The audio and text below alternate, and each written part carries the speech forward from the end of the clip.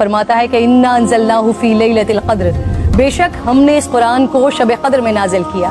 وما ادراک ما لیلۃ القدر، اور آپ کو کیا معلوم کہ شب قدر کیا ہے؟ لیلۃ القدر خیر من الف شہر، شب قدر 1000 مہینوں سے بہتر ہے۔ تنزل الملائکۃ والروح فیہا باذن ربہم من کل امر، فرشتے اور روح اس میں اپنے رب کے اذن سے ہر حکم لے کر اترتے ہیں۔ سلام ہی حتی مطلع الفجر، وہ صبح روشن ہونے تک سلامتی کی رات۔ حضور نبی کریم صلی اللہ علیہ وآلہ وسلم نے ارشاد فرمایا، شب قدر کو جبرائیل امین فرشتوں کے جھرمٹ میں زمین پر اتر آتے ہیں۔ وہ ہر اس شخص کے لیے دعائیں مغفرت کرتے ہیں جو کھڑے بیٹھے کسی بھی حال میں اللہ رب ذوالجلال کو یاد کر رہا ہو۔ ہزاروں مہینوں سے افضل اس رات کے عطا کرنے کے پیچھے بھی ایک راز ہے۔ رسول پاک صلی اللہ علیہ وآلہ وسلم کو سابقہ لوگوں کی عمروں پر آگاہ فرمایا گیا، تو آپ نے ان کے مقابلے میں اپنی امت کے لوگوں کی عمر کو کم دیکھتے ہوئے یہ خیال فرمایا کہ میری امت کے لوگ اتنی کم عمر میں سابقہ امتوں کے برابر عمل کیسے کر سکیں گے؟ بس آپ صلی اللہ علیہ وآلہ وسلم کو لیلۃ القدر عطا فرما دی، جو 1000 مہینوں سے افضل رات ہے۔ لیکن وہ رات کون سی ہے؟ اس عظیم رات کو کہاں تلاش کیا جائے؟ اس پر رسالت مآب صلی اللہ علیہ وآلہ وسلم نے فرمایا، لیلۃ القدر کو رمضان کے آخری عشرے کی طاق راتوں میں تلاش کرو۔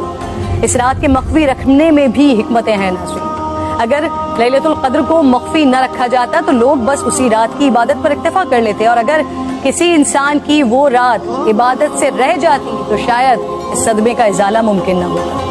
ایک وجہ یہ بھی بتائی جاتی ہے کہ اللہ تعالیٰ کو بندوں کا رات کے اوقات میں جاگنا بے حد محبوب ہے، اس طرح بندے 5 طاق راتوں میں جاگ کر اپنے رب کو منا سکیں۔ اور ایک وجہ گناہگاروں پر شفقت بھی ہو سکتی ہے، کیونکہ اگر علم کے باوجود اس رات میں گناہ سرزد ہوتا تو اس سے لیلۃ القدر کی عظمت مجروح کرنے کا جرم بھی لازم آتا۔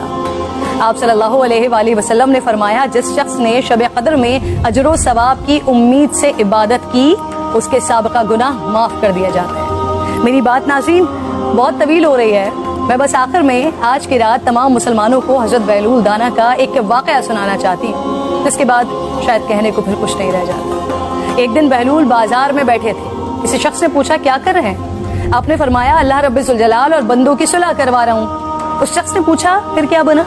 آپ نے فرمایا اللہ تو مان رہا ہے، بندے نہیں مان رہے۔ اللہ اکبر۔ پھر کچھ عرصے بعد اسی شخص نے حضرت بہلول دانا کو قبرستان میں دیکھا تو پوچھا کیا کر رہے ہیں؟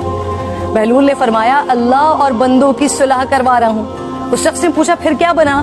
آپ نے فرمایا کہ بندے تو مان رہے ہیں لیکن آج اللہ نہیں مان رہا۔ آنکھ بند ہونے سے پہلے منا لیں اس رب کو۔ میری التجا ہے، میرے حق میں بھی دعا